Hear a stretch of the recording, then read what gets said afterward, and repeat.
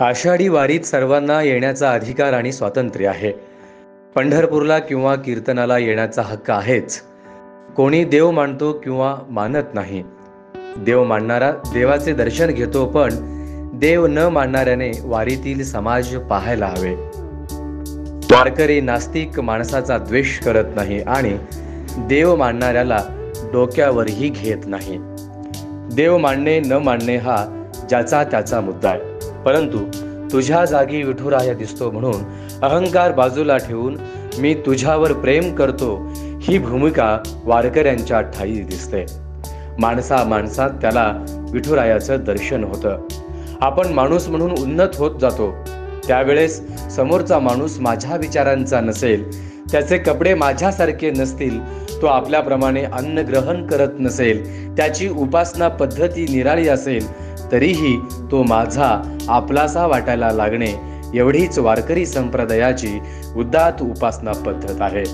अशाच विचार संतांनी केला असला तरी संत चोखोबा म्हणतात, खटनखट यावे शुद्ध होऊन जावे, दवंडी पिटवी भावे चोखा मेळी. संतांचे आव्हानच सर्वांना सोबत घेण्याचं आहे. म्हणूनच सर्व भाषिक लोक वारीत सहभागी होऊ शकतात. कर्नाटक, मध्य प्रदेश, तेलंगणा, आंध्र प्रदेश, गुजरात, गोव्यामधूनही लोक येतात. भाषावार लोक येतात. महाराष्ट्रातील प्रत्येक बोली भाषेचा प्रतिनिधी वारीत असतोच. वारीत जात विचारली जात नाही. बरं धर्माचे काय? तर कबीर, लतीफ, मोमीन, मुसलमान, सेना न्हावी जान विष्णुदास हे संतांचे वचन आहे. लतीफ महाराज, कबीर महाराज, मोमीन महाराज हे सर्व मुस्लिम होते. जगद्गुरु संत तुकाराम महाराज यांचे समकालीन श्रीगोंद्याचे शेख मोहम्मद महाराज यांची पालखी पंढरपूरला येते. ते वारकरी होते. छत्रपती शिवाजी महाराजांचे आजोबा मालोजी राजे त्यांना गुरुस्थानी मानत. सर्व धर्म समभाव रिंगणात महिला डोक्यावर तुळस घेऊन धावतात. मध्ययुगीन पुरुषी मानसिकतेचा आपण विचार केला तर महिलेने सर्वांसमोर धावणे कोणी सहन करतील? शक्यच नाही. मात्र लोकांचा समाज बसलेला आहे आणि काही वारकरी महिला डोक्यावर तुळस घेऊन आनंदाने धावतात. तरुण धावतात, तरुणी धावतात, अश्वही धावतात. इथे केवळ माणसांनाच महत्व नाही, तर तुकाराम महाराज यांच्या सोहळ्यात मेंढ्यांचे रिंगण देखील होते. रथाच्या बैलांचा देखील या ठिकाणी सन्मान केला जातो. वारीत अगदी पशूंचाही सहभाग दिसतोच. वारीत सर्व जात धर्म पंथ सर्वांचा सहभाग दिसतो. पण समाज म्हणून सध्या भीती वाटण्याचा काळ आलाय. परंतु प्रचंड धर्मांध झाले आहेत आणि दुसऱ्या बाजूला नास्तिक, कोरडे बुद्धिवादी आणि आत्मकेंद्रित लोक दिसतात. देव धर्म मानायचे किंवा आणि खूप स्वतःपुरते जगायचे या दोन्हीचाही विवेक वारीत साधला जातो. वारीतील ही सर्वसमावेशकता आहे. फक्त वारी उघड्या डोळ्यांनी पाहिली पाहिजे. अशा वेळी संतांवर मात्र आपला विश्वास हवा. आस्तिक नास्तिक असणे या गोष्टीला चुकीच्या अर्थाने टोकदार करू नका. भारतीय राजघटनेने आपल्याला उपासनतेचे स्वातंत्र्य दिले आहे. तुम्हाला आपल्या सर्वांना उपासनेचे स्वातंत्र्य आहेच. जोपर्यंत माझी उपासना, माझी श्रद्धा आणि माझा विश्वास दुसऱ्याला हानी पोहोचत नाही, तोपर्यंत तो माझा संविधानिक अधिकार आहे. एखादा नास्तिक असेल परंतु तो उपद्रवी नसेल तर चालेल, परंतु देवधर्म असल्याचे भासून उपद्रवी असेल तर तो राक्षसच म्हणावा लागेल.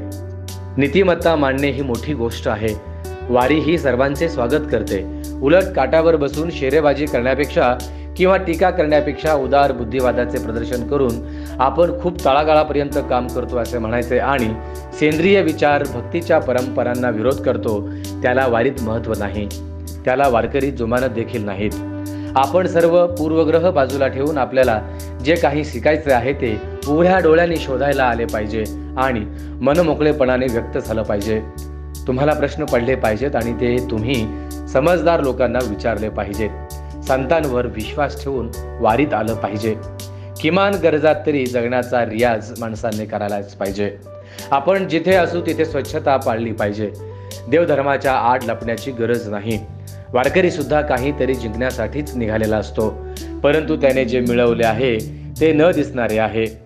365 दिवसांपैकी 15-20 दिवस स्वतःच्या शोधात बाहेर पडणे हे आपल्या व्यक्तिमत्वातच अतिरिक्त जोड आहे. सध्या मोबाईल शिवाय एखादा तासही राहता येत नाही. आपल्या सर्वांच्या प्रतिष्ठा या वस्तू संग्रहावरून, त्यांच्या ब्रँडवरून झाल्या आहेत. वस्तू बाजूला ठेवून सुद्धा समाधानाने जगता येतं हे दाखवणारी वारी आहे. कमीत कमी गरजांमध्ये आपण उत्तम जगू शकतो याचा रियाज होण्यासाठी आपण वारीला एक दिवस गेलाच पाहिजे. संतांचा सगळा व्यवहार हा समाजाला तोडून नाही. त्यांचे म्हणणे काय तर पारमार्थिक जीवन सुद्धा उन्नत झाले पाहिजे आणि भौतिक जीवनातही कर्तव्याची स्वच्छ आणि दृष्टी प्राप्त झाली पाहिजे. त्या संदर्भाने संतांचे शेकडो उपदेश अभंगात दिसतात.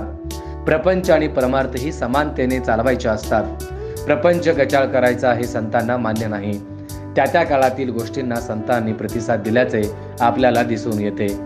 आपल्यालाही आपल्या समकालाचा अन्वयार्थ संत विचारातून लावता आला पाहिजे. दया तिचे नाव भूतांचे पाळण, अनेक निर्दळन कंटकांचे, धर्मनीतीचा हा ऐकावा व्यवहार, निवडिले सार असार ते, पाप त्यांचे नाव न विचारिता नीत, भलितेंची उन्मत करी सदा, तुघा म्हणे धर्मरक्षणाव्यासाठी देवासही अटी जन्म घेणे. राजा, तू धर्माचे रक्षण केले नाही तर देवाला त्यासाठी अवतार घ्यावा लागेल. असे अनेक प्रमाण आहेत जिथे तुकाराम महाराज यांनी व्यापक अर्थाने उपदेश दिलेला दिसतो. स्वराज्याचा लढा पुढे नेण्यासाठी सात्विक पायाभरणी संतांनी केली आल्याच म्हणूनच यातून सिद्ध होते. त्यामुळे संतांचे विचार आजही तारक आहेत आणि उद्याही तारक असतील यात मुळीच शंका नाही. हरिओम. विठ्ठल विठ्ठल विठ्ठल, रामकृष्ण हरी.